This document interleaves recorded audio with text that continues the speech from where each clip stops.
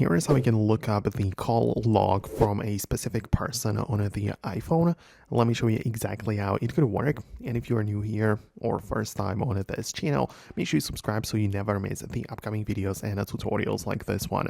So I think that the best way to go about it is that when you open up the phone app and go to the recents, you'll see some of the, contacts or some of the calls which you either received, or the outgoing calls are going to be in here as well. But you can find a specific person in here and click on the information icon next to it, right? So when you click on the eye icon on the right, you'll be able to see some information about it, but usually you'll see the call history. So you'll see one call, which was the recent one, right? That's how you can find that person. But then when you go to the call history, you'll be able to go back in time and literally browse all of the things, even years into the past. Like I can see some stuff from 2024, and it's like a random thing it's like a random contact which I called with a few times, actually many times, and I can browse it in here. This is the call log from that person.